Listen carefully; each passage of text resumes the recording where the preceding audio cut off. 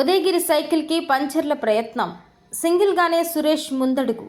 ఉదయగిరి తెలుగుదేశం అభ్యర్థిగా తెర మీదకు వచ్చిన కాకర్ల సురేష్ విజయానికి అడ్డుకట్ట వేసేందుకు తెరవెనుక ప్రయత్నాలైతే ముమ్మరంగానే జరిగాయని సమాచారం.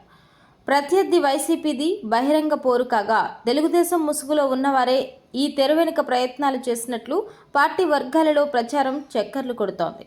నియోజకవర్గంలోని అన్ని మండలాలలో ఈ ప్రయత్నాలు చేపట్టేందుకు అనువుగా లేకపోవడంతో కొన్ని మండలాల్లోనే ఈ ఆపరేషన్కు శ్రీకారం చుట్టినట్లు సమాచారం. టికెట్ దక్కించుకోలేకపోయిన బొల్లినేని ప్రచారానికి దూరంగా ఉన్న అనుచర వర్గాలకు ఎక్కడా వ్యతిరేక సంకేతాలు ఇవ్వలేదు. కానీ ఎక్కడో ఏదో జరుగుతోందనే ప్రచారం మాత్రం పోలింగ్ ముగిసేంత వరకు పార్టీ వర్గాలలో భయం నెలకొంది.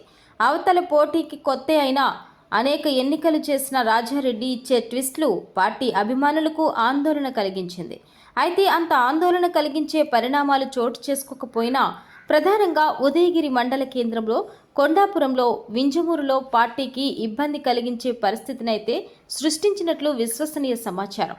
వరికుంటపాడులో కొందరు చేయాలనుకున్నా సురేష్ సొంత మండలం కావడంతో ఎవరూ సాహసించలేకపోయారని సమాచారం. జలదంకి మండలంలో అధికమైన నేతలతో సమన్వయం కొరవడి ఎవరికి వారే యమునా తీరుగా వ్యవహరించిన క్రమంలో సైకిల్ వేగం పుంజుకోవడం కష్టమైంది.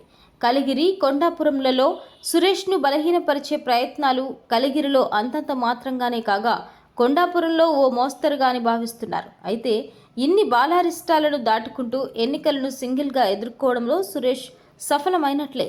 టికెట్ ఖరారు అయినప్పటి నుంచి ఎన్ని రకాల మైండ్ గేమ్లు, ఆందోళనలు, ఆపదలు, రహస్య ప్యాకేజీల డ్రామాలు ఎదురైనా తొనకక వెనకక మే 13 సాయంత్రం వరకు సురేష్ వ్యవహరించిన తీరు ఆయనను రాజకీయ వైకుంఠపాళిలో నిచ్చెనెక్కించేందుకు దోహదం చేస్తుందన్నది నగ్న సత్యం.